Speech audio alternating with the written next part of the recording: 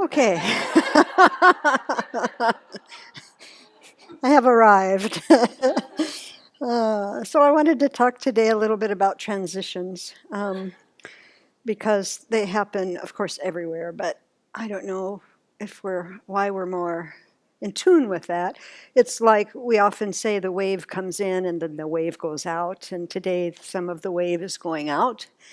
And transitions can be challenging. It really opens the door to uncertainty often. Um, I found a quote that said, people underestimate their capacity for change. There is never a right time to do a difficult thing. I thought that was interesting.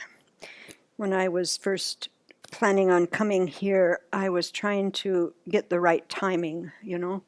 And then I finally made my mind up to get the right timing, and then the housing market crashed, and I had to stay in Seattle for a year trying to sell that thing. So it's interesting. So there is never a right time to do a difficult thing.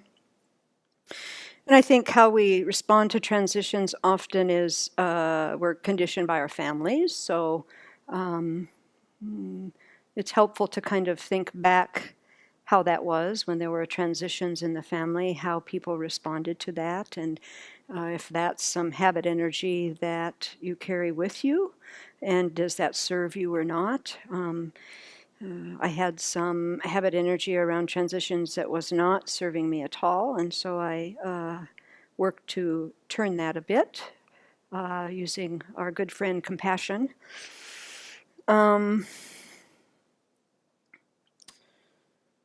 And so the key with transitions is how we respond. Of course, I found another quote that said, "If you do what you've always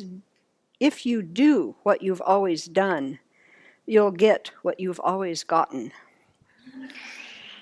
That's also interesting.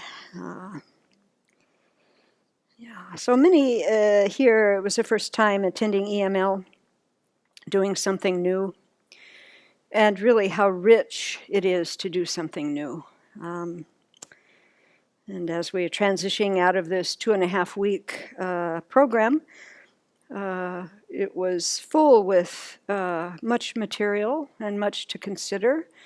And I would venture to guess, no matter if you live here or if you've visited here, the heart and mind is pretty full. Mine certainly is, with many, many things to consider and think about and contemplate.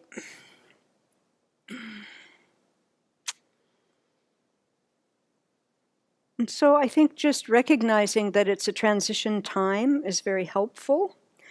And then giving oneself some acknowledgement of participation is helpful. We all contributed to the richness of this experience, everyone. And there isn't one person that did not. And so to acknowledge that in yourself, without you here, it would have been very, very different, very different. And then to recognize if you had any expectations of how you would be feeling and thinking at the end of the course. That's helpful to look at in the mind to see. And then very gently accept where your mind is today. Is also very helpful, to drop expectations and to just accept where you are. And again, that is a very rich compassion practice. The moment we put shoulds or disappointment or, it isn't what I thought it would be inside here, that just stops our progress immediately. So everybody here took in what they could, and it's percolating in there, and it's just fine, whatever it is.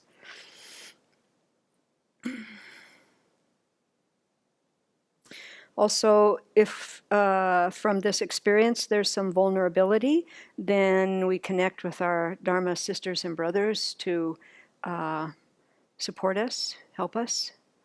There is not anything that we ever need to do alone. And with Dharma and people that are practicing, everyone is open with their heart to help.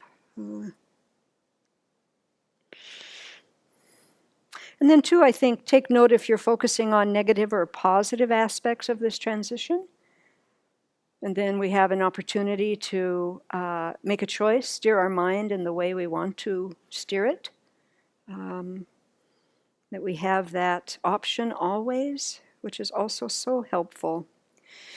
And then to enter into travel for those that you are leaving with some gentleness. Like Venerable said last night, even though this program was very busy, because there are few distractions here, worldly distractions here, the mind calms down quite a bit.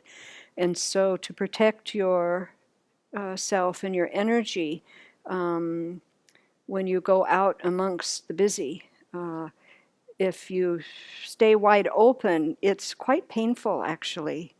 One of the first retreats I ever went with Venerable Chodron, in fact it was the first one, it was for like 10 days or something, and after it was over I got in the car and my energy was like, there was a lot going on, and I thought, well, but I'm doing okay.